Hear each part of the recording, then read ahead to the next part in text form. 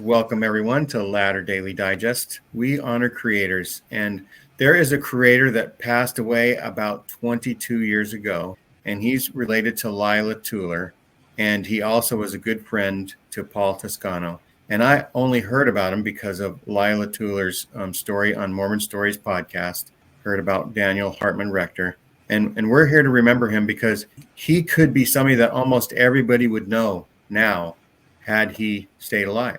I don't know for sure, but it's apparently he was somebody that could have been just as popular as John DeLynn or Radio Free Mormon or Paul Toscano or someone else if things had gone a little bit differently.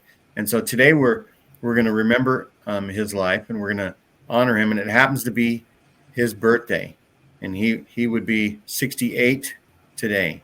And so welcome Lila as my co-host. Hi. And welcome Paul as the person who was originally supposed to give the official Daniel Hartman Rector eulogy, but was invited to not do it and instead offered similar words at the gravesite. Is that correct? That's correct. And thank you for coming on. So we'll start by, maybe we can, who would like to sort of like summarize what this show might be about? And then we'll start with maybe after that, Lila's remembrances of him in her childhood. Who could do a quick, what do they do? Life sketch, maybe, real quick. Paul sent me this because he did the work and went and found dates and things like that. So what I have here is, let's see. And you could add things like when he might have gone on a mission and where and stuff like that. So Daniel was born in Bethesda, Maryland on this day, which is July 23rd, 1956. He was my parents' second son.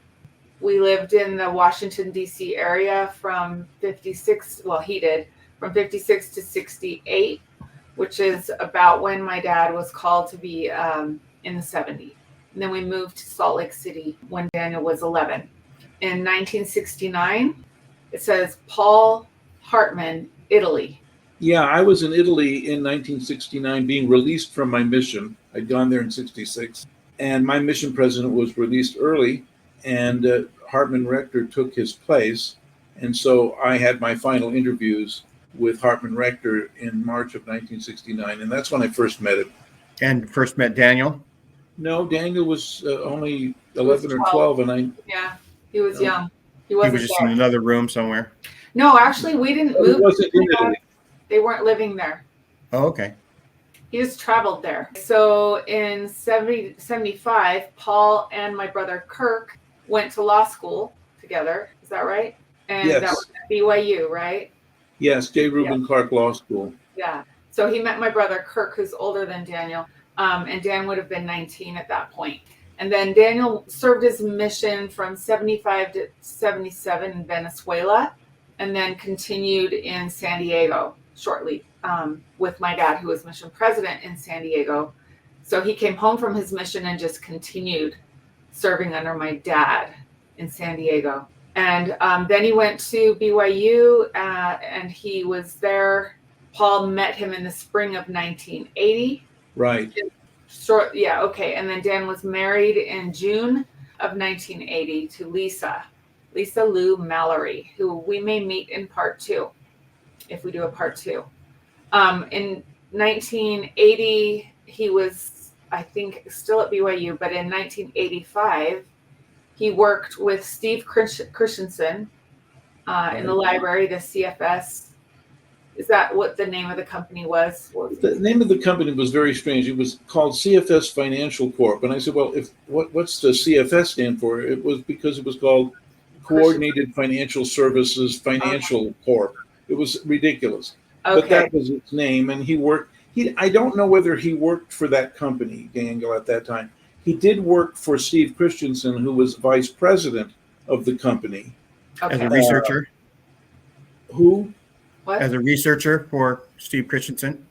I think somewhat, but I think what Daniel did when I met him there, when he kind of introduced me to that company. And what he was doing for Steve Christensen was organizing Steve Christensen's vast library. I mean, Okay. I'm talking about thousands and thousands of books. And was it Brent documents. Metcalf that was hired by Steve Christensen to help buy some more books too, or is that somebody else? I don't know about that. I think he was hired by Steve. I'm not sure what he did. To do some research of some kind or another. I don't doubt it. I just don't know. Mm-hmm. And so Okay. when I was working there and I got the job, let's see, I went to CFS on April 1st, April Fool's Day of as a legal advisor? 1985. It should have been a warning. And I quit on October 31st of 1985. So my stint was from April 1st to October, from April Fool's Day to Halloween of 1985. I was working at CFS, and Daniel was working there too. And so you were a legal advisor? I had a staff of lawyers, and I was in-house counsel with a bunch of other people. And the law team was headed by Richard L. Evans' son. I can't remember his name, but Richard L. Evans was an apostle, and for years and years he was the voice of music and the spoken word, the radio show for the church. The son was, or Richard L. Evans? Richard L. Evans, the apostle, was, but his son was a lawyer who was the chief counsel, in-house counsel for CFS company. And I was one of the lawyers. In fact, I was the lawyer who wrote the memo that said we had to give up our role as general partner in all of these limited partnerships. That's how we made the money from the fees. I wrote the memo because Arthur Anderson, the accounting company, had come up, said we were insolvent, and a general partner cannot be insolvent, so we had to find another general partner, but we couldn't, and that was what eventually unraveled CFS. And so we were attorneys trying to solve that problem. So did you continue working there after Steve was killed? I worked there. Steve was killed on October 15th of 1985, and everybody was leaving the company. I managed to get a job with a law firm shortly after that, so that I was working by November, I was with a law firm in Salt Lake. Okay, so you were. And I don't know what happened with Daniel now, because I can't remember what's on the list. Maybe he went and worked for Big O Tires. Well, that's when he started at Sunstone. That's when he started at Sunstone. 86 to 91, Dan was the editor. President? I don't know. It says president. Well, I think he was president of the foundation and editor, and Albert Peck was the publisher. Right. So the two of them they got along really well, and they were the ones who managed Sunstone. Before that, it was other people. There was Peggy Fletcher Stack, who then worked for the Tribune. She started it with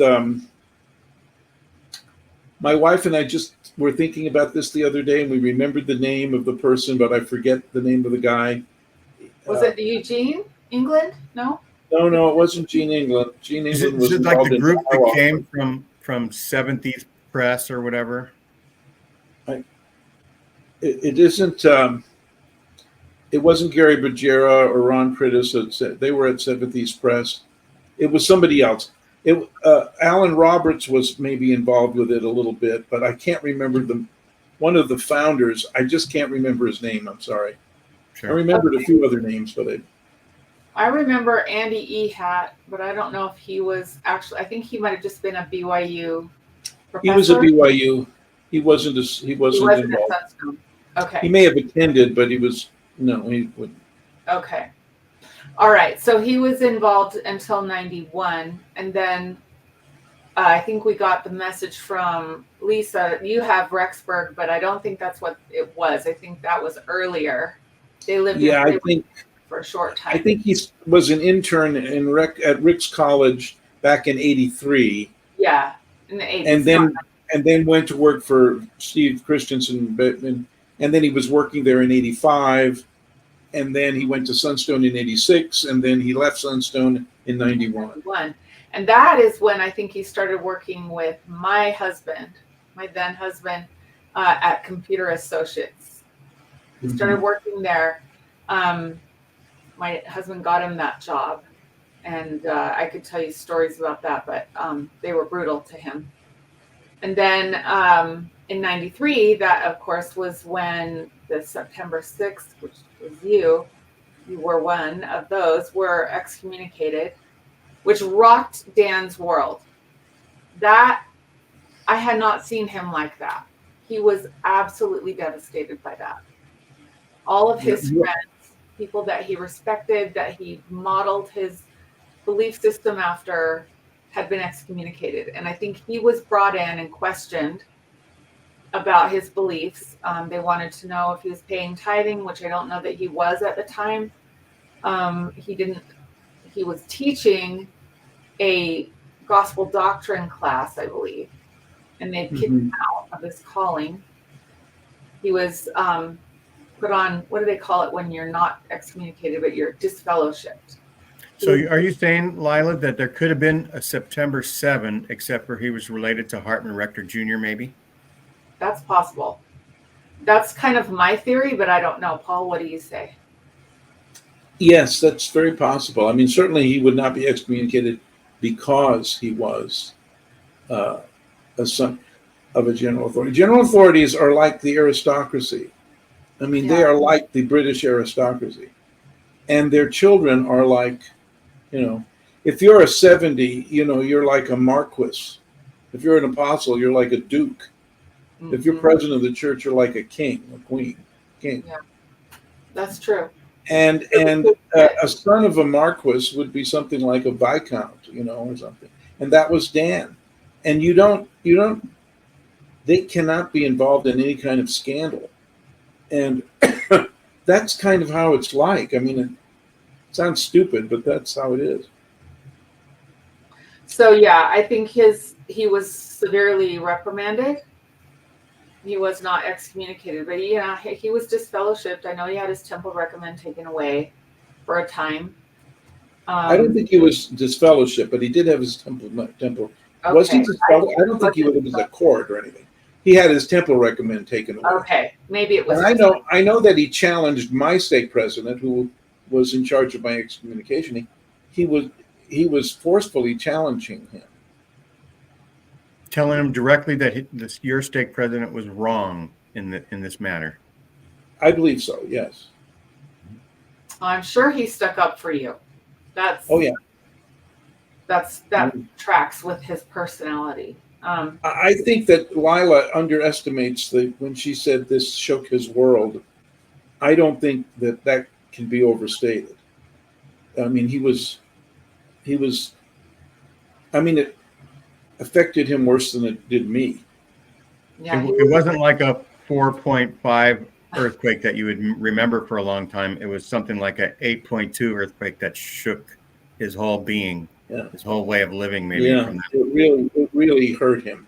Yeah. He told me in tears about that one day. He said, "I don't think you understand what happened, what just happened, because I was living my own little life, raising my children, buried, young mother here, just trying to get through every day, and I wasn't paying attention to all of this that was happening around me. And when it happened and I saw him, he was absolutely wiped out over that. So, and I think he did what he had to do to get his recommend back, I believe. I think he started paying tithing again. Yeah. But, and he did it, I think he did a lot of things to save my dad's face for my dad. I don't know. I wish I could ask him what his real motives were, if he truly felt remorse, or if he was just like, I gotta toe the line so that dad gets the heat taken off of him. I'm not sure which. Because Hartman Rector Jr. might have been on the path to apostleship. No, I don't think that's true. It never would have happened. Yeah. Okay. No. I don't think that's true. I don't. Just protecting a 70 would have been good enough. Oh yeah. Yeah. I mean, he's out I there. mean, in 1991, in 1993, were the excommunications. Hartman called me up on that day, and said that he was furious about it. He was heartsick. Hartman Rector Jr. the 70, so let alone Daniel. Hartman was also upset, and he thought he said it should never have been done, and I think he was very upset about it. And it's very interesting to me that he was released as a member of the First Council of 70, one of the presidents of 70, at the next General Conference, and became just a member of the Quorum of 70. And I don't know that related. Yeah. You could have been related to him putting up a fuss about it. I don't know what it was related to. I don't know the inside story there, but timing-wise, it happened just at the next General Conference. I mean, how did I not know that? Excommunicated in September, and then in April, I think it's in April of 1994, he was released. I looked it up on Wikipedia, and they keep a very good record there of when he was called and who, and then it says that he was released from the First Council, or the 7 presidents of the 70. And he was just made a member of the Quorum. And he was a member of the Quorum of 70 until his retirement when he became 70 years old. Now, I remember the questions that the bishop would ask for temple recommend questions. And it seems like there was added, do you associate with Paul Toscano? I think that was one of the temple recommend questions from that point forward. And I'm just joking about that, but I think they added something about, are you like associating with people that are openly talking against the church? I'm pretty sure. Oh yeah, there was. It was all about having, you had any kind of empathy for or were affiliated with. Yeah. Any of the, I don't know, the sketchy folks on the edges. Yeah, we would have to get a temple recommend question historian on to tell us about all those things. The verbiage, I don't remember exactly. All those things are interrelated, even if it wasn't just the September 6th. It could have been other groups, right? Other polygamous groups that they were talking about, and so just the whole firestorm of all that going on. Mm-hmm. All of it. In 1993, Daniel had 9 years left of life. And I really don't know quite the timeline in there, what happened. I think did he go down to Tucson to live then, or was that earlier? I can't remember. I know that, we talked about Tucson. He went down there with some friends, Glenn Mella, who was a missionary under my dad. They went down there to sell tires or something like that. And then Daniel, the last 6 years of his life. So the last 6 years was from 96 to 2002. Right. He was working for a company called Exegesis, but I looked that up and I couldn't. The only exegesis I could find was they make glass doors. Is that? Do you recall you were spelling in the last part Jesus, and it was spelled something else. No, that's why you couldn't find it. Yeah, spelled differently. Yeah, I think you might have spelled it wrong or something. But Paul, are you saying you had limited contact with Daniel? No, I had a lot of contact with Daniel when he was. I just don't know what happened. I can't remember. There was a period of time when he was gone from Salt Lake, and then he came back and was working for this company called Exegesis, and he would be bicycling to work in the morning, and he was always very fit. You have to understand something about Daniel. Daniel was a very handsome and very fit person all of his life. His body was his temple. At one time when I was with him, he said, "You should do push-ups." I said, "Look, there's too much to push." And he laughed. And then I said, "You do the push-up." But instead of doing an ordinary push-up, he lay on his back, and he could arch his back and push himself up on his hands backwards and do backwards push-ups. I it's just like my mouth was dropped open, and I just It couldn't was believe it. So he was very much an athlete, and he was very much uh, calmed by physical activity, especially in nature. And he would go to these hikes. And I can remember in the month of maybe even weeks before he died, I warned him. I said, Daniel, you have to be careful. You hike in these places, alone, and I know you enjoy it. It's like your temple, and it gives you spiritual relief, or some kind of psychological relief. I understood that. I said, but you've got to be careful. yeah. And but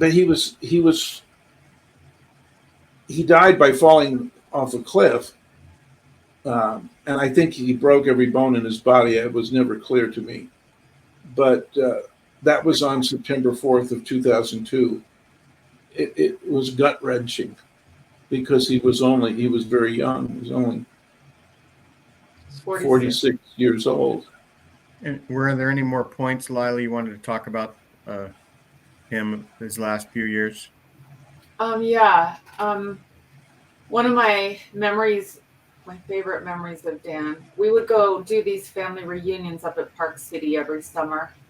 And that's when we would all, all of our siblings, we had 9 kids in my family, we'd all come together with our children and interact. And the last one we did was just a week or 2 before he died.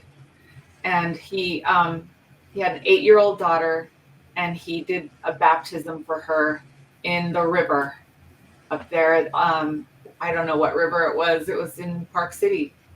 It was a cold stream, but everybody gathered around, and he did. My sister painted a picture of this where he baptized her, and that was just him. He loved being outdoors. Everything was about that. That was his life. That was his love. He had passed out a sheet of paper for all of us at the reunion that said "peak a week" at the top, and it meant we're gonna hike a peak a week.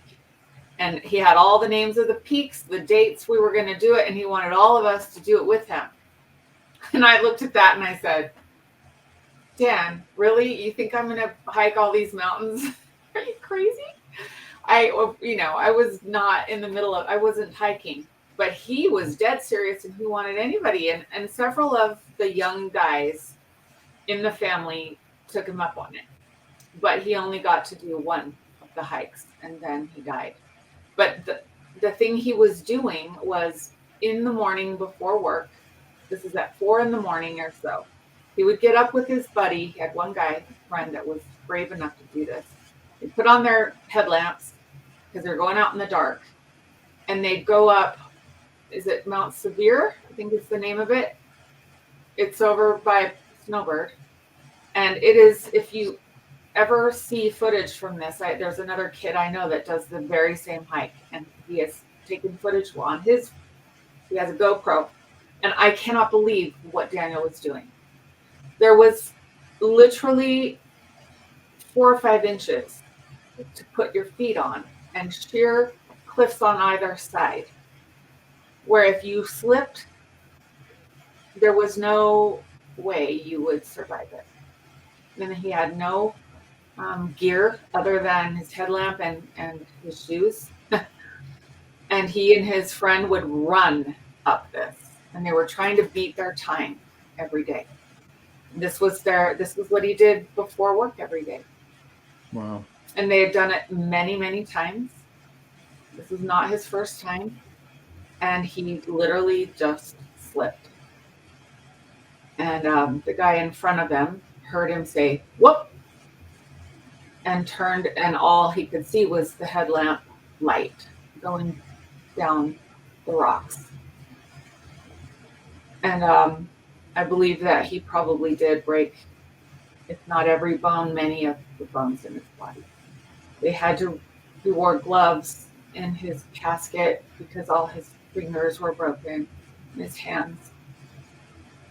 And his head, I was surprised they even did an open casket because of the injuries, but they really tried really hard, to make him look like himself as much as possible. And it was tragic. One of his kids refused to go into the room, wouldn't even look.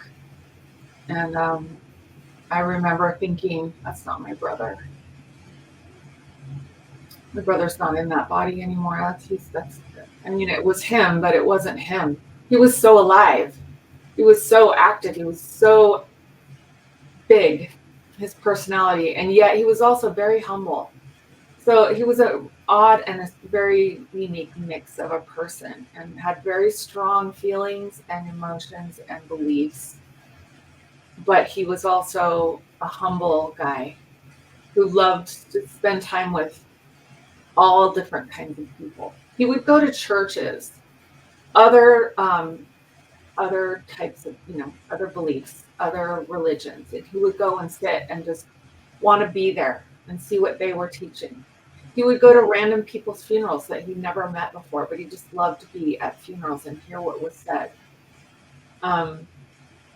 When he was young, he would listen to Bible like on the radio, where you'd hear them singing revival songs. All and they were black choirs. And he loved hearing that. He just had this. It was like an insatiable appetite for all things spiritual. Yeah. And, Maybe Lila, you could tell us about your early remembrances as his sister of some things. And yeah. we'll go from there, and we'll talk about experiences with him as he progressed through this timeline that we've just explored. Okay. As a kid, I looked up to my brother. He was the best skier I'd ever seen, and he could do any terrain, no fear, anything. He just boom, boom, boom. He could go down those giant moguls and make it look like nothing. He was very athletic, but he wasn't a team sport kind of guy, really. He was more of a outdoorsy, just kind of I don't know, just do his own thing, So he didn't do any high school sports or church sports? He played soccer at East High. Soccer? Mm-hmm. And he was good at that. My daughter, Brittany, sent me something that I asked my family if anybody had a memory, and she sent me something really nice. She said this about Daniel. She said, pretty much every adventurous thing I did in Utah was because of Uncle Dan. He took me skiing my first time, snowshoeing, river rafting, and now that I realize that those things aren't super easy to do with little kids, I appreciate it even more. It definitely took away from his fun to have to deal with his little kids, but I never felt that from him. One year I slept at his house, and the next morning was April Fool's Day, and he made us blueberry pancakes, but it turned out that there were little tiny squares of material, blue material, that he had put in the pancakes instead of blueberries, because it was April Fool's Day, so it was a joke. She said he was always so kind and loving and spirited. And then another daughter said one time she spent the night at their house and she was crying. Something sad had happened and she was crying, and that he sat with her and held her in his arms and sang to her and rocked her until she stopped crying. And just knowing that my brother did that for my daughter when I wasn't there means a lot to me. That he would sing to her and rock her. Everybody that I know loved Dan. Like, I don't think he had any enemies. None that I know of. Everyone loved him. He had a lot of friends. He had a lot of energy.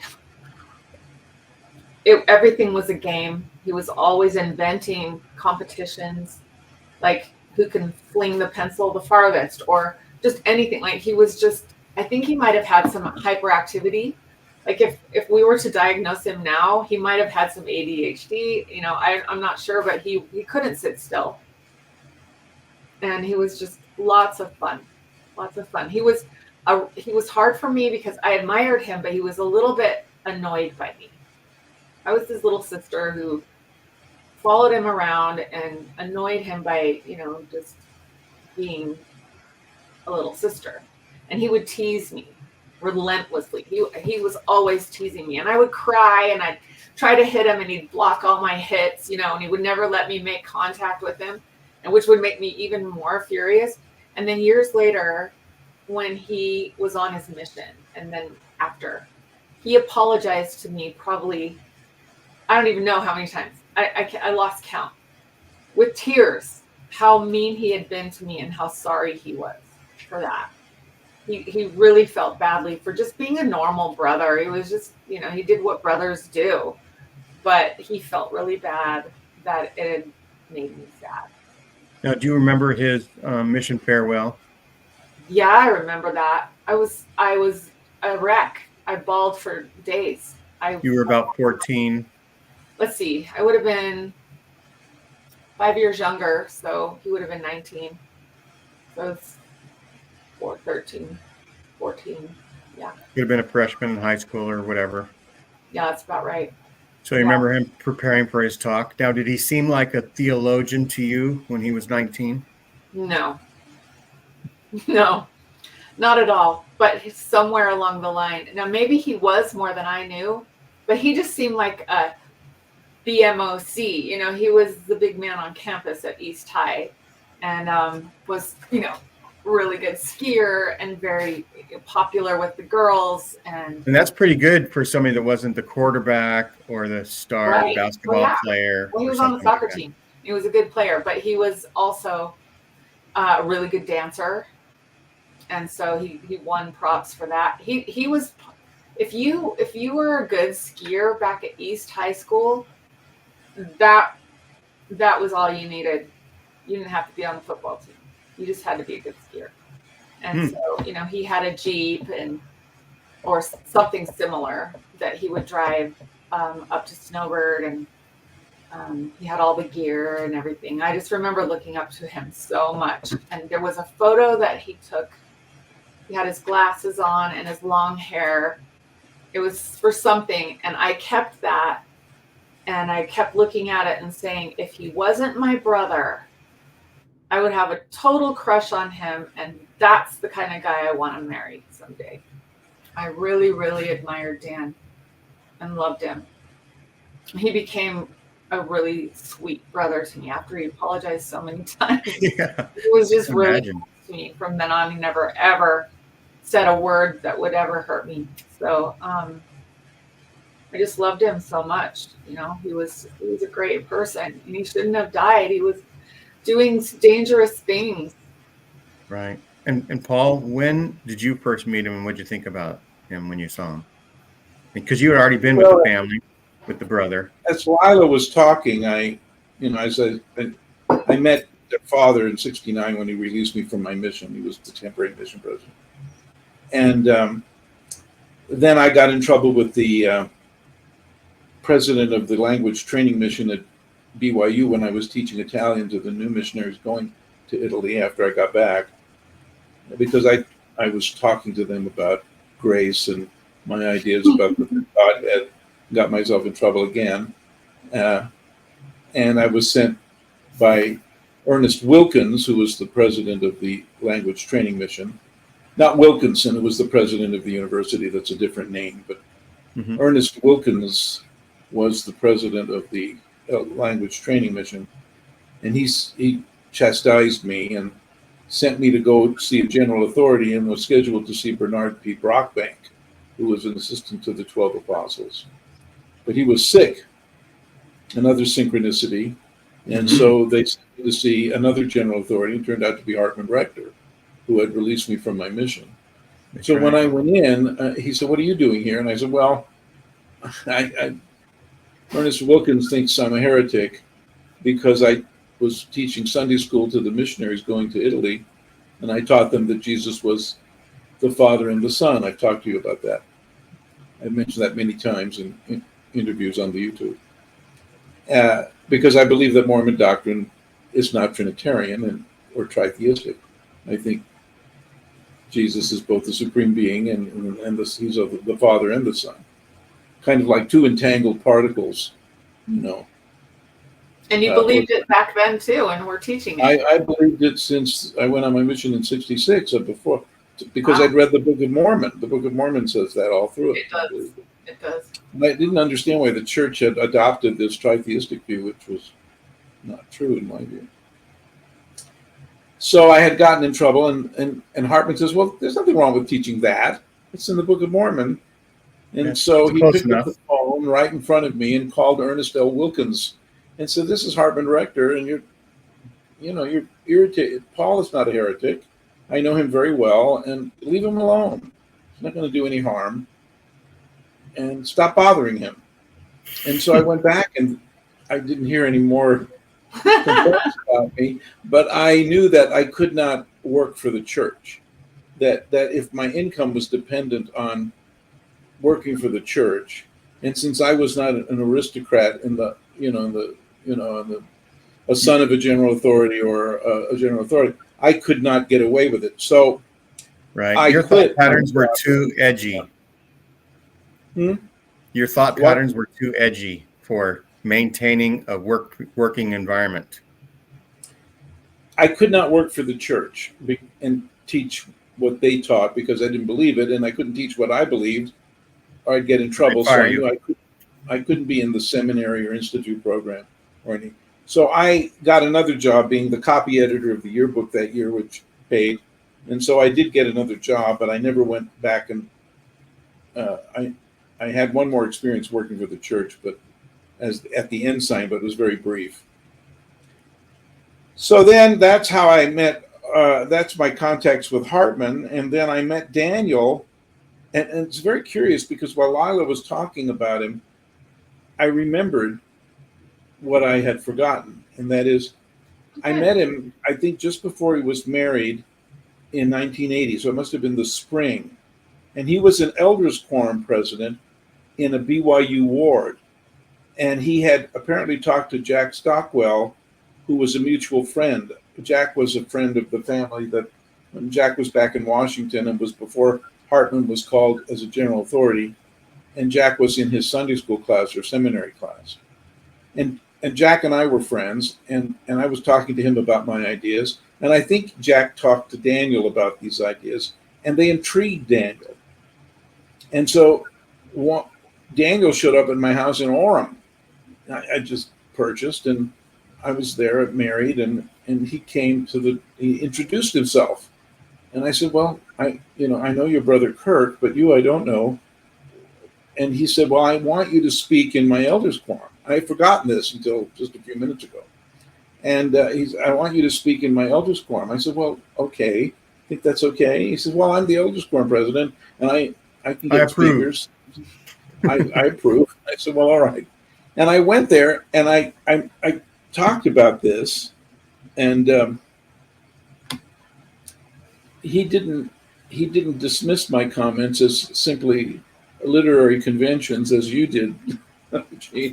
You're welcome. He was touched by them, and later he came to me again, and he said, you've converted me to this. You've converted me to this idea of grace and your concept, and I prayed about it. I can't get rid of it. I've converted to this. And apparently he was. At that point, you and Daniel were inextricably connected. Yeah, that's right. That's true. And I had other connections to the Rector family, but yes. And I remember now that I was working as the judicial clerk of the bankruptcy judge. I got hired on December 31st of 1983, and I worked for him throughout the year 1984. And I tried to make him famous because I drafted for him 15 published opinions, which he never changed anything I wrote, and they got published, and it made him a famous judge. And Whoa. Then I worked for him all the way until April 1st of 1985. Boy, April 1st is an important date for you. I quit being the judicial clerk for Judge Glennie Clark of the bankruptcy court in Salt Lake City, in Utah, actually. And I then got hired at CFS, and the connection must have been Daniel. I don't recollect him. I can't think of any other reason. Well, there might have been other reasons, because my sister-in-law was working there, and another friend was working there. But I think it was all because we knew Daniel. Daniel was introducing us to Steve Christensen, who was the vice president, who was doing the hiring, and the head of the group of lawyers that worked there as in-house counsel for CFS. The head of that was Richard L. Evans' son. Now, Richard L. Evans, I think I said, was an apostle who for years had been the spoken word, the guy that was on the radio giving the music and the spoken word on Sunday mornings with the Tabernacle Choir. And he had done it who knows, it could have been since 1929 when they first broadcast. I think that may have been true. He was old, and his son was the head of our group of lawyers at CFS. Wow. And it became obvious that CFS wasn't going to last, but Daniel was working for Steve Christensen, not for the company. He was working there organizing Steve's vast library of documents and books that must have been in the thousands. And he was cataloging them and putting them in order for Steve because they were just in piles. And Steve was buying books left and right, and not just one at a time. I mean, we're talking about in caseloads of books. Collections. And collections. And Dan was working on that. And he would work in the same office area we did. And it was in the old Arbox building, which is on the corner of 3rd South and State Street. It's on the southwest corner, and it's still there. And it was not very suitable for offices. It didn't have any windows because it was a department store at one time. But still, they divided it into... In any case, I worked there from April 1st to October 31st. From April Fool's Day to Halloween of 1985, I was working for that company. Well, the company went belly up because Arthur Anderson said it was insolvent. And so a lot of people started leaving the company. Steve left in September of 1985, Steve Christensen. In March of, let's see, I was there. So in May, for my birthday in May of 1985, he gave me a copy of the Salamander letter because he didn't want the church to have it alone because he felt they would put it in a vault and never let it out. But he gave some of us, I was one of them, a copy of the Salamander letter. Okay, that's how that May of 1985. And then in October, Paul, he said that to you as a believing member, but still loving history. Oh, absolutely. We all loved history. We all knew in 1966, when I went on my mission, I knew all this stuff that drives people out of the church. I didn't think that just because people are wacky that there was no God. I mean, I was converted from Catholicism, which has a long history of goofiness. And I just didn't, just because goofy people believe in Jesus doesn't mean that there is no God. It doesn't, It just doesn't. It's a non-sequitur. I just think people are goofy. And so I was aware of the polygamy and all of the and actually, I early think brethren were going to marry Indians, and they were going to turn the Indians white by marrying them in polygamous marriages, or that Fanny Alger and Clarissa Reed and and Mosiah Hancock and all of that. I was very well aware of before I even went on my mission in 1966, and so Paul, it never bothered me. Just like Richard Nixon, right? The crime that was committed was bad, yes, but it was the hiding of it that forced Nixon out, right? And so the cover-up, the cover-up is causing more people to leave than the actual church history would have ever done. Absolutely. And there are explanations for all of this that are plausible. I'm not sure they're all true, but the fact is that I knew about them and they didn't bother me at all. I mean, I was coming from a religion where, people, the Virgin Mary appeared in Fatima, right? I mean, I was prepared for just about anything. But members of the church are like, the brethren insulate them. They don't tell them the truth. They're constantly lying or, giving half truths and keeping them in this sanitized bubble. And soon as the first bug that comes along, they come down and die from the flu. They have no immune system. They're not immune. Right. Because the brethren they lie to them, and they don't tell them the truth. They should have told them the truth all along. I was a student of Hiram Andrus and Truman Madsen. I knew him, and I knew, Rodney Turner and all these people at BYU, religion teachers. We knew all of this stuff back in the 60s, and we were talking about it. And for that reason, Boyd Packer and that inveterate nitwit Bruce R. McConkie, they go down to BYU and they start punishing religion teachers for telling the truth. Yeah, they punished George Pace for telling the truth. Right. Part of that must be the sort of like you plant the seeds of correlation, and then it grows into this weed, the noxious weed that envelops everybody's mind at the top, right? They think there's only one truth, there's only one history, there's only one way. Right. God was in everything, every step of the way, and we have to preach the gospel as if God was in charge right from the beginning, and that's a danger. It's sloppy. It's like Sleeping Beauty. The people are in the castle. Maleficent puts them to sleep, and then this giant thorn bush grows around that nobody can penetrate, and they're all in there asleep. And the reality is, people then say, well, that means that Jesus could not have appeared to Joseph Smith. Well, in my mind, Daniel and I did not believe that connection was inevitable. It's possible that it's all a lie from the beginning, but we felt things and thought things that didn't seem to make that entirely true, although we were quite well aware that the church had gone off the rails. I mean, it's not like we didn't know that. And that's what put him at odds in a way with his own dad.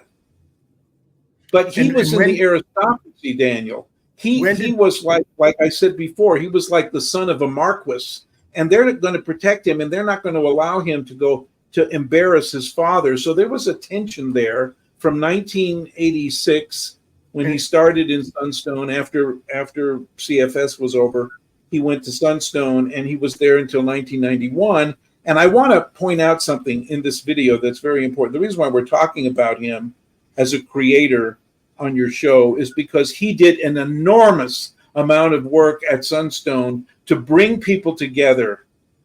And between 1986 and 1991, Sunstone is not like it is now. Sunstone now means the polygamists go and the community of Christ goes, and But back between 1986 and 1991, when Dan was the president and Elbert was the publisher of the magazine, Sunstone was a brilliant symposium that everybody was there. BYU professors were there. People from the church education system were there. People like me were there. My wife gave her first speech in '84 called "The Missing Rib, the Forgotten Place of Queens and Priestesses in the Establishment of Zion." She was the first person to really analyze Joseph Smith's speeches to the Relief Society in 1842 and to connect them with the fullness of the priesthood. Nobody gives her credit for that. People are trying to say that she got it from somebody else. I'm very pissed at that because her speech came first, and so now we don't get credit for the work. And Dan didn't get credit for the work. I'm glad we're doing this video because my argument is that Dan Rector was one of the biggest. He and Elbert, although Elbert and I had our issues back then, although we've reconciled, Dan was pushing for all these people to get. He would create panels. He would put people together on a speaker and a respondent. Really interesting. He wanted vigorous dialogue. He wanted vigorous technology.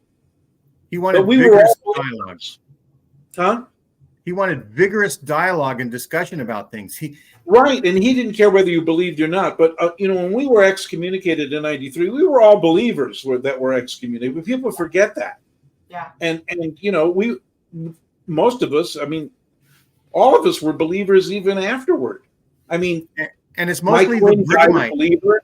Lavina has died a believer. Maxine got rebaptized.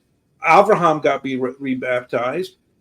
Lynn isn't a believer. She's gone on a spiritual quest of her own. Margaret and I are still believers. When we say we're believers, we don't believe in the church. And by church, I mean the big C. The 15 apostles. When people are talking about the church, they mean the 15 apostles that run it. We should really distinguish what we mean. The church, we don't mean the 15 million that are on the record, or maybe the 6 or 8 million that pay tithing or something. We're not talking about the people. We're talking about the 15 apostles that set the policy and tone of the church. That's who I don't believe in. And as I said to Dallin Oaks, it's not that I don't believe you're an apostle. Fine, I believe that. You're just the worst apostles in the history of Christianity, because you don't teach the gospel. You don't teach people to connect with the supernatural. You teach them to connect with you and obey you. Yeah, you were called an ordained apostle. You're an apostle, but you're not acting like one. You're not. You don't teach the gospel, and you don't act like one. Did my speaker go off again? No, everything's good. And so, okay. So to bring this back to Daniel, but what I wanted to say was, but Daniel was aware of all of it. Right, but he was doing Sunstone as a Brighamite institution. It included BYU. It included all the scholars. You didn't have to believe in it, but it was about the Brighamite institution. The current version is there are many ways to Mormon. And like you say, it includes a polygamist. It includes Community of Christ. It includes anyone that's tangentially connected to Mormonism. And so, that's how it was when Daniel was there. That's how it was. But the scholarly part, but by including BYU at the time, what was the difference? Well, the difference was you had people who are extremely faithful, people who were questioning, people that were in other religions, people who promoted, believed in polygamy. We had scholars, historians from the church historian's office. We had people from the church education system. We had people who were in the Indian program. We had everybody except general authorities, and they were invited. Daniel invited them to come and see what was going on here. We were not trying to. It wasn't like Mormon stories with John Dehlin, which he, should rename former Mormon stories, because it's really not Mormon stories. It's former Mormon, and it's fine, But we had former Mormons there. We had a talk by a bishop who was gay and left the church because he was there. Everybody was invited. But let's stick it to Boyd Packer a little bit right here. And let's say it was a bunch of people who worshiped the truth, who worshiped history. I don't know about worship, but certainly everybody was trying to tell the truth. I'm not sure that we can ever tell the truth as God sees it, but everybody was trying to tell what they had studied. There were people there who were, like Mike Quinn would give speeches. And so I'm a trained lawyer and a close reader. So there's no Mormon theological seminary. There's no divinity school where you can go to. All Mormon theologians like myself are amateur. Some of us are better than others, but closer readers. But even as a theologian, I have never said that I'm telling you the truth. Denver Snuffer tells you the truth as he thinks God tells you. I can't do that because God has not sent me on a mission to proclaim the truth. I'm just telling you what I believe the texts of Mormonism tell us. And they tell us a story completely different from what the Quorum of the 15 tell us. They're not in line with our own canonical scripture. That's my point. And I say, well, if we just stuck with the canon, and this is what Daniel was saying, if we just stuck with the canon, we would believe in grace. We wouldn't believe in the covenant path. We wouldn't confuse the journey of the soul with the plan of salvation. The plan of salvation is the incarnation, the passion, the crucifixion, the resurrection, and the judgment. It's all stuff Jesus does. That's the plan of salvation. But the idea that we come to earth and then die and go to a spirit world and go to one of the three kingdoms, that's the story of the journey of the soul. And those are two different things that the church leaders get mixed up. They keep calling that the plan of salvation. That's not the plan of salvation. Yeah. That's just this trip that we get. I think I know what they did. They watched Dorothy in The Wizard of Oz too much, and they thought that the following the yellow brick road was a new concept. Yeah. And they confused it with Saturday's Warrior. That's what Saturday's Warrior presents this as the plan of salvation. The plan of salvation is essentially the crucifixion. That's the plan of salvation, and it's not. Right. People don't want to hear about that. Who wants to hear about the? It's not very uplifting to hear about the crucifixion. So Paul, Dan and I could talk about this. He was convicted of this. Right. Yeah. So you presented in elders quorum. He swallowed the blue pill or whatever. He took bait like line and sinker, right? And he did follow that. So he started thinking that way. When did he start writing about it?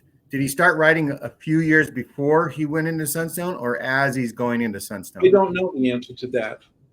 I think the writing must have happened. I don't know. He might have been writing in his journal all along, and he might have been working on things all along. I don't know, because I didn't review his papers or anything. I think maybe I remember one time maybe he talked to me, but that was after he was at Sunstone. But I don't think that is indicative of when he actually started writing. Right, but he would present his papers at Sunstone and get published in the magazine. He would present papers at Sunstone. I don't know how many got published in the magazine. I think his biggest influence wasn't that. His biggest influence was an organizer and bringing people together and encouraging them to write papers and publish in the magazine with Albert and putting on. And, Sunstone was in Salt Lake, but then it went to California and then maybe in Washington. And he was trying to expand Sunstone so that more people could participate in it. And that was going great guns until 1991. In the fall of 1991, it was after he left, as I think he left some of the reason he left, he wasn't getting paid enough. And there was a lot of pressure on him as the son of a general authority. Both of those things caused him to leave. But then there was the statement on symposia that the church leaders put out and got published, I think, in the Salt Lake Tribune or the Deseret News, where it said that symposia are off limits to all church employees and all faithful members. So all of a sudden, nobody's, the only people that go to Sunstone are questioners and doubters, people willing to ignore the warnings of the church leaders. And so Sunstone complexion changed. It was no longer dialogical among different points of view. The points of view narrowed more to the questioning, not necessarily unfaithful, but you had to be brave and go and not care that you were, disobeying the church leaders. Now, just to have one little side note, I remember attending Know Your Religion. Now, that was part of the CES system, right? So they must have known that there was a hunger for these types of things, but they wanted to control it. And so instead of just letting everybody have, that's like basement the version. Because, wasn't it the basement study groups that started on the brothers? What's the brothers that murdered their Lafferty? LeBarons? The Lafferty brothers. Yeah, the Laffertys. Because they had a basement study group where they decided the church was wrong and they needed to pick a new prophet. And that's part of maybe why the church was thinking about that ahead of time to stop symposia and to stop basement, gatherings of scripture study and stuff like that. The Know Your Religion series, there was in the early 60s, when I joined the church in 1963, there was a traveling, what I call it, these quasi general authorities. They weren't They were just from BYU mostly, and they would be on the circuit, and they called it education. They didn't call it Education Week. They called it something else, and it was like Know Your Religion Later, but they had a different name for it. And I remember in the 60s going to one of these in California at the Covina Stake, and Ivan J. Barrett spoke. He was a very popular speaker. He was my stake president in the 10th stake when I was at BYU, and Hiram Andrus was his counselor, and I was in that stake, and they were very gung-ho. They eventually got released because they were too gung-ho, and because the Boyd Packer and especially Bruce McConkie were very jealous of anybody who spoke and got more popular than they were. Unless they can bring him in the fold like Paul H. Dunn. Yeah, they bring them in like Paul H. Dunn, but then Paul H. Dunn lied and they had to get rid of him because he was a stain on them, but they were doing the same thing. So you have this, you're right, there was a hunger for something, and the leaders of the church weren't really delivering in conference. They're kind of boring. Or Sunday school. So they have this other group of people that goes around that's less boring, but they also are towing the party line. They're not going to really say anything different. But at Sunstone, you could get a perspective that was not the party line. Mm-hmm. And one of the things that was coming out of Sunstone while Daniel was there was that, the Godhead was not necessarily what the leaders are telling you. Soteriology, salvation, wasn't exactly what, eschatology wasn't exactly, the Book of Mormon wasn't exactly what we think it is. There were lots of speeches. I've given speeches on the Book of Mormon as a visionary text that is not necessarily historical. It doesn't, lots of the Old Testament isn't historical. Some is legendary, some is myth, some is false, lies. But together it tells a coherent story of salvation. It charts a path. And great scholars have talked about this, like the Canadian scholar, a literary scholar that wrote the Great Code of the Bible and Literature. I forgot his name. I know it so well, and I'm old and names slip my mind. Very important. And like you said earlier to me, you said you pointed out there's nothing that I say and believe that hasn't been said over the last 2,000 years, and you're quite right. It's just that Mormons don't know about it, and they don't know how to analyze. I didn't hear you. I didn't hear you said I was quite right. No, I'm just kidding. Yes, you're quite right. I'm married, so I don't hear that very often. Well, that's because you. Well, I think you're quite right. So anyhow. So Dan, you want everybody to know that Dan built Sunstone into like a powerhouse scholarly venue. He and Albert together were a great team, and they had good people working with them. I mean, there were people who put together the magazine, people who helped them with Sunstone. I mean, Lynn Whitesides, who got excommunicated, she was in charge of the Sunstone Symposium. Dan didn't do it alone, but I mean, they had great people working for them, believing, conscientious people who wanted to promote the best of Mormonism. And the leaders of the church didn't like it because they were afraid they couldn't control it. And they couldn't. No. And the September 6th excommunications, Packer's Purge is what it should be called, because there were more than 6 people. The 6 people in September there was David Wright, there was Janice Allred, my sister-in-law, my wife. There's a bunch of other people who got X'd. Sure. And eventually Kate Kelly and John DeLynn and others many years later. But it's all part of a purge because they want to control the narrative. But they wouldn't have to control the narrative if they got the right narrative, because they're trying to make it that everything everybody said that was an apostle, all the way back to Joseph Smith and Oliver Cowdery, that everything they said is absolutely true. And came from God. It comes right from the mouth of Jesus Christ himself. Mm-hmm. And it's obviously nonsense because they contradict each other. Some of it is pure bullshit. I mean, you can't, how can then you? they'll say, no, you need to follow the current prophet. Forget what the other prophets said. They were prophets and they spoke for their time, but now we have to listen to this prophet who's completely contradicting the last prophet, but that's not important. Just follow this prophet. And then what are we supposed to do with scriptures then? Like, if all of it is defunct now, why do we even have them to fall back on anyway? Exactly right.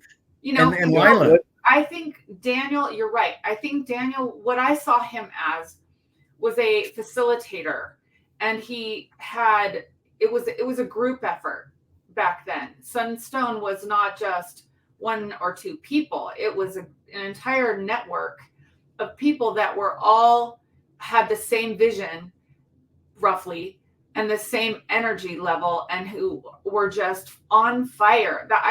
That's how I would describe my brother, was that he was on fire, excited, wanted, like, had dream and vision, and wanted this to become something that was going to be like, he was bored. He was bored with the gospel as it was taught in school, in Sunday school. He wanted some more, bring in some more thoughts, some other maybe fringy things, maybe, let's get creative. And I think that was the energy there, was the creativity of thought, and not to be narrowing it down. Well, then the brethren, like you said, they were threatened by that. It was scary. We can't control what they're doing.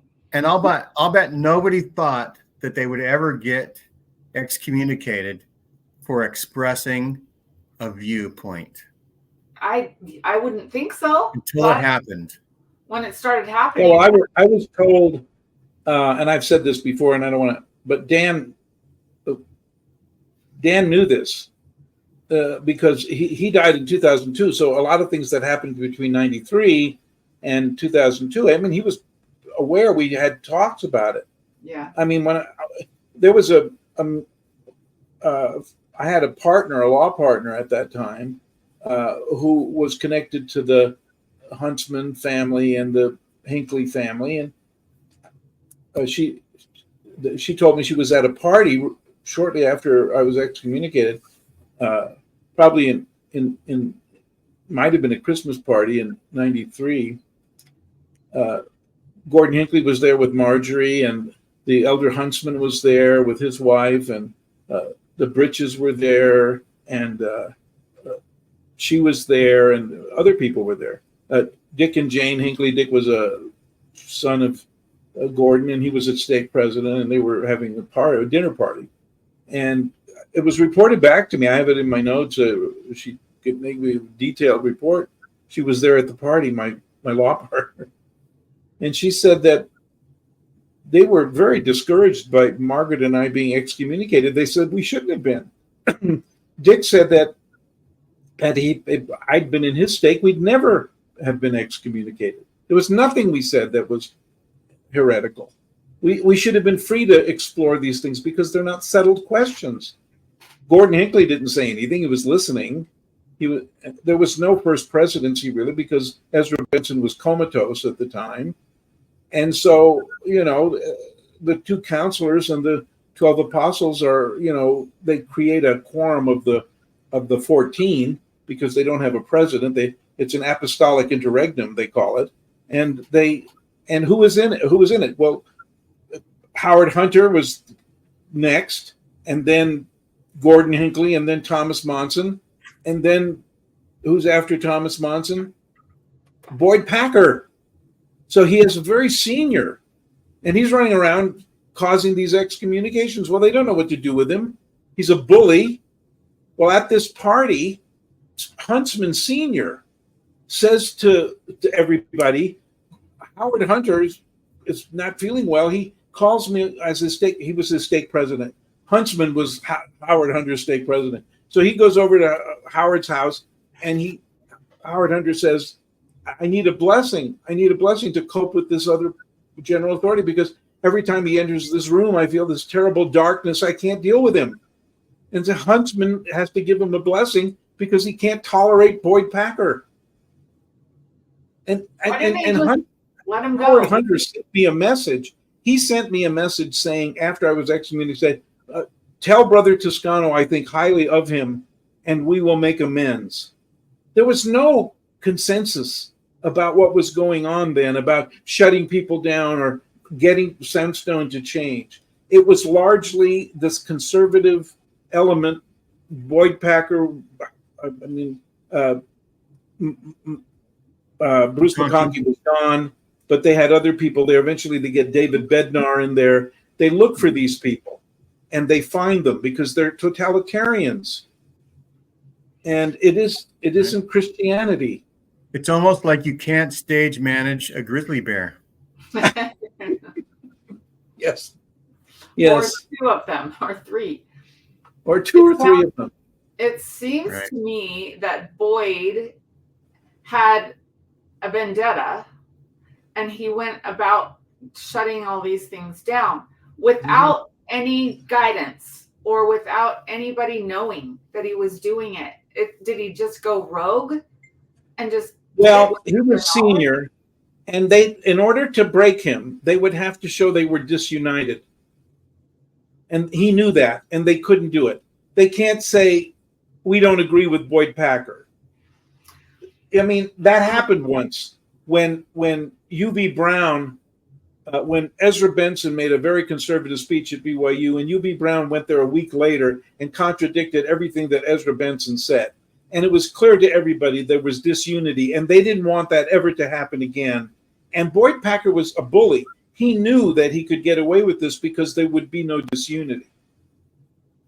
He knew he could push this. He thought he was doing the right thing. They call that give him a wide berth. They gave him a wide berth. They gave him a wide berth. I would think that they would want to change their modality when they have a bully like that. You know, you would think that somebody, I know it wasn't Hunter, but if he's having to get a blessing in order to handle this guy, that's a red flag. He should have just said, look, Boyd, your neck is on the chopping block. You either knock it off or we're gonna excommunicate your ass. You know, like turn the table. I know, but that's you and me. That's not them. But they don't do that because they're supposed. The scripture says they're supposed to be unanimously in agreement. That's what the scripture says in the 100. They're supposed to be, but they're not. So what do? Just pretend? That's right. You live in the bylaws. When I told Dallin that they were the worst apostles, it was part of a larger conversation I had in his office. This was in 1984. And I said to him, the problem you've got is your seniority system. Yeah. You get in, you line up in order of seniority to go to the bathroom. Your wives sit in order of your seniority when they have their little meeting of the wives of the apostles.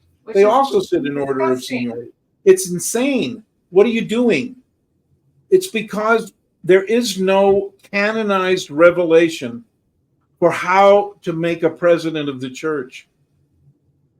Think about it. Where in the scripture, where is there a canonical revelation that tells us how do we get a new leader of the church? Joseph Smith died.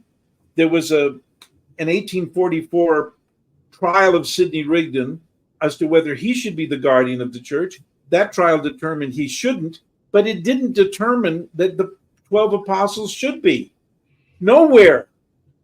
So the whole mantle of the prophet on Brigham Young was just a farce. It's just nonsense. The 107th section says that the quorum of the 12 stands next to the first presidency, but nobody used that argument at the trial of Sidney Rigdon because everybody understood that to mean in the mission field where there's no church organized and the 12 apostles are supposed to be missionaries to the world, when they get together in the mission field where there's no church organized, they have the authority there like the first presidency. But as soon as a stake is created, they no longer have authority. It falls under the president of the church and the High Council of Zion to be in charge of the stakes or the church. That's how the church was organized in the scripture. The 12 apostles are not in the line of authority to run the church. They just assume that. And that's how it's always been without the consent of the members. That's right. There's been an It's apostolic. like No you more. know, There was an apostolic takeover, and Paul and I are going to talk about that sometime. Radio Free Mormon has a show called Apostolic Coup d'etat where they discuss it, and we'll do Paul someday with his feelings and thoughts on the matter. And so, so Daniel then was shaken. We weren't trying. Incidentally, we weren't trying back then to talk about an apostolic takeover. What we were all focused on was simply grace and love, and how we can't be forcing people to practice birth control 1 year and the next year you don't have to worry about it and you keep changing your mind on what the rules are. Stop that. And he agreed. Did Daniel have any reflections about what Sunstone could have been had he been able to stay there longer, either through more pay or the church having a hands-off policy on things like that? Did he ever say, I could have been a contender, we could have made this great, and have any reflections on that? Paul, I don't remember him saying. Well, I remember one thing. He wanted very much for general authorities to attend. Say that again. General authorities to what? He wanted very much for general authorities to attend Sunstone, to be there with everybody else, give their speeches, hear what people were saying, think about the ideas, the complaints, the suffering, the discontent, the real history, the real stuff that's going on in the church. To be like Henry V when he went in disguise among his own troops so they could hear what they were really saying. Yeah. And really thought. He wanted that to happen. I know that. And he was trying to urge his father to do it. Yeah. Right. But and I thought you said he wanted the general authorities to repent. And so we could talk about that a little bit too. But if they would have attended, it's like when you give a lesson in Sunday school and the one kid that needs to hear it is not going to church. So it's a waste of preaching to the choir. So all of those leaders were the ones that really needed to hear Sunstone and be there. And they're the ones that aren't going to go. So did Daniel keep on writing, or did he mute himself? How did he do things? What jobs did he have in his last few years in his life that took up his time? And did he write anything for Sunstone after he left? I don't think so. I think he was a gospel doctrine teacher in Sunday school, and or gospel essentials. I can't remember. And what was his career? Pardon? What did he do for a living?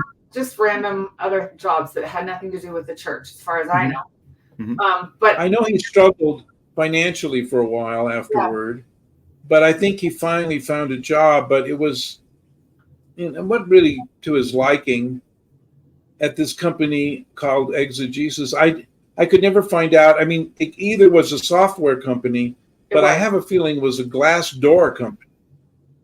Was a software company? I think it was software. And Dan, he wasn't a great salesman. He wasn't pushy. He didn't want to push anyone, especially, he regretted his mission. He told me that many times. He would speak with remorse about what he did on his mission was coercive to get these people to join without teaching them really, and that it was manipulative, and he felt badly about that. And I think after that, he didn't really want to push people to do anything they didn't want to do. He didn't make his kids go to church. He let them decide. And they'd be young, they'd 10, 11, 12 years old. And he's saying, well, you can go to church if you want to or not if you don't want to. And I remember my parents saying, you don't let a 10-year-old make that decision. Of course they're going to stay home and play video games. What are you thinking? But Dan was so gentle. And he wouldn't kill a fly, literally would catch flies and let them go. Spiders, let them go. He wouldn't hurt anything. And I think he just was a kind person. He didn't write a lot. Daniel was a thinker. he thought a lot, and if you could get him to sit down and talk, he had a lot to say. But he wouldn't do it if it was going to infringe on someone else's interests or time. I mean, obviously, as he became a Sunday school teacher or whatever, he probably muted himself a little bit. Well, he did get in trouble a few times. Okay. Yeah, he got in trouble sometimes because he would teach things that weren't in the manual. Mm-hmm. But the manual was, not necessarily true. That's right. It was the correlated, watered down version that right. Well, this is the week before Sunstone. Sunstone is in it's August 1st through the 3rd. Yeah, whatever the Thursday is. Going, Paul? 9 days from now. And so I'm going to try to release this today so people can get it and hear about Sunstone and see if that sparks any other interest. It's going to be at the University of Utah. Yeah. And so, but, I am so grateful to you, Lila, for being able to express your story so that I could hear it in the past, and to be able to come on our show and to be able to talk about your brother that, was beloved. And I wish my brothers would repent and tell me how sorry they were for beating me up when I was young. I'll have them watch this show maybe and see if they probably deserved it more than I did, Gene. Okay, you're fired. No, I'm just kidding. Daniel was just too sweet. He just was a good guy. He was a kind person. He had a lot of energy, and what ended up killing him was his, that his son. It's like a zest for life. His son named Hartman is following in his footsteps and is jumping off cliffs in a squirrel suit and flying through ravines that are this narrow sideways in a squirrel suit. He's an engineer, and he has this all mapped out, how the wind currents and everything will affect his flight. And if you go on YouTube and type in Hartman Rector Loves to Fly, you will see several of his videos from his camera on his head of him doing horrifically frightening, death-defying antics all the time. And Lisa is scared to death that he's going to go the same way. Yeah. People's zest for life are unfortunately what other people might consider like what do you call it? Risking life. Nuts, but he loved it. Right. He loved it so much. And my dad did say, I remember when on the day Dan died, my dad drove over to where the canyon where they found him, and somebody interviewed him, a journalist or somebody was there, and he said, if Dan had to die doing what he loved or doing something else, I would much rather him die doing what he loved. That's right. And I thought, that's true. But he was so young, and he was so healthy and strong. It was just a shame. It was a waste. That's right. And Paul wrote a beautiful eulogy for him. So I don't know if you want to do that now or in another part. I don't have it available. Yeah, let's do that in part 2. We'll try our best to do a part 2 to this show, and we'll talk more, and we'll try to get Lisa in, Dan's wife, and we'll try to do the eulogy. But maybe, Paul, you could talk a little bit about the fact that you were invited not to give the eulogy, and a little bit about what the words were you used at the gravesite. Yeah, Lisa wanted me to speak, and I think Hartman too. But as an excommunicant, I can't speak, especially at the funeral of the son of a general authority. That's not likely. There's no rule against it. Hartman called up in my presence. I think we were at Dan's house on Colony Drive or whatever, and Colony Circle. We were very emotional, and it was painful. And Hartman was there, and he said, "Well, I think I can get permission for you to speak." I said, "Well, I'm not So he calls James Faust, who is a counselor in the first presidency. I was there when he was on the phone. And he said, President Faust, this is Hartman Rector. I would like to, and they briefly, he said, my condolences on the loss of your son. I heard about it. It's terrible. And he says, yes, we're here and we're planning the funeral. And I want to get permission for Paul Toscano to speak at the funeral. And James Faust said, no, I can't give that permission. He didn't say, who's Paul Toscano? He didn't say, well, why wouldn't he be able to speak? Why does he need permission? Nothing like that. He immediately answered. I heard him. No, he can't. We can't allow him to speak. And Lisa, instead, the person who barged in and spoke was Thomas Monson. And Lisa, when she's on the second part of this, she was furious that he spoke. She didn't want him there. So I'd written this eulogy. I don't think it's as wonderful as other people think have told me, but it was how I felt at the time. And I got to speak it at his graveside because they didn't control that. And that's how it was resolved. And I was glad. I've always been very happy to have been my wife and I have been very happy to be friends of the Rector family. I mean, we don't socialize much now, but there was a time when we would get together periodically and have a really good time. And I miss Hartman and Connie very much. I miss Daniel terribly.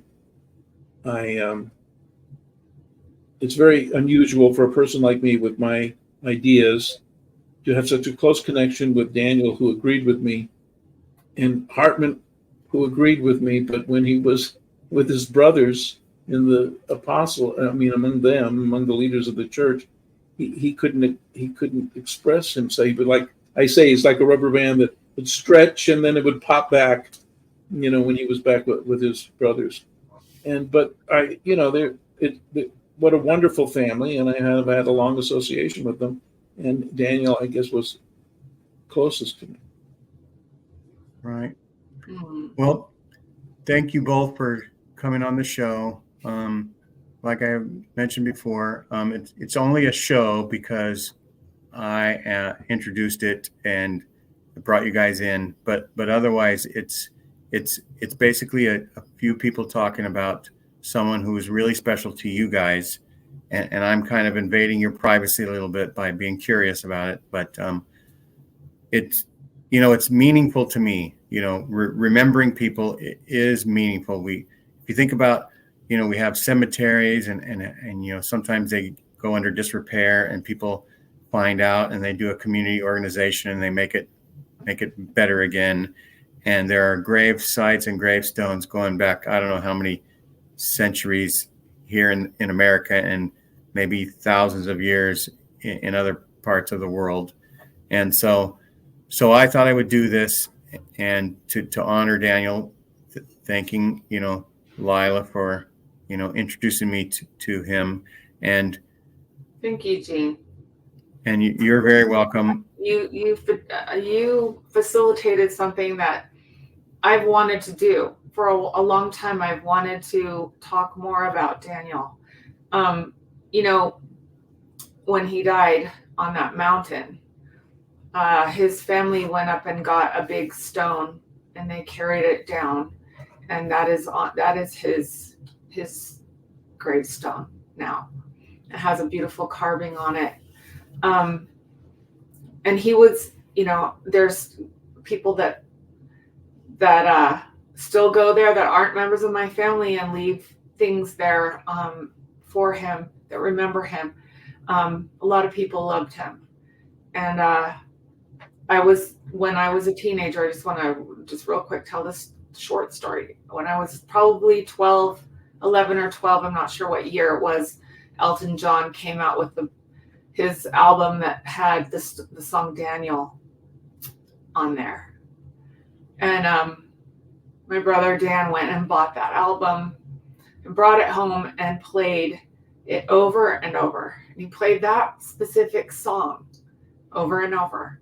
And I would hear it playing all the time. And I loved it, and I memorized all the words.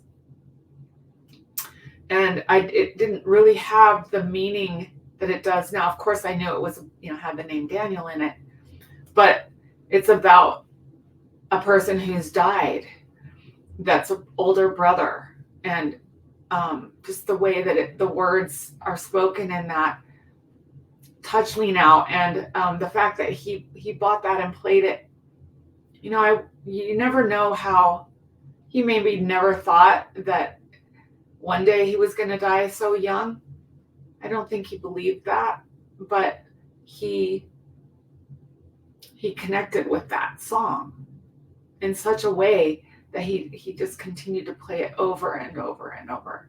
It was almost like it was on repeat, but no, he would go get the record, the stylus, and put it back to that song on the album and play it again, and then come over and do it again.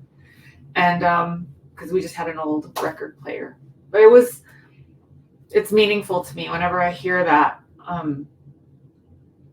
some of those words. Anyway, he was a good person, and it's sad. It's sad. Do you want me to read those words? Yeah, if you've got it there. I said I can look at them on my computer. Which one is the first stanza? Daniel, my brother, you are older than me. Okay. Oh, Daniel, my brother, you are older than me. Did you still feel the pain from the scars that won't heal? Your eyes have died, but you see more than I. Daniel, you're a star in the face of the sky. Yeah. Thank you, Jean. And thank you for letting us do this. It means a lot to me. All right. Well, goodbye, everybody. Thanks for everything, and we'll see you next time. Bye-bye.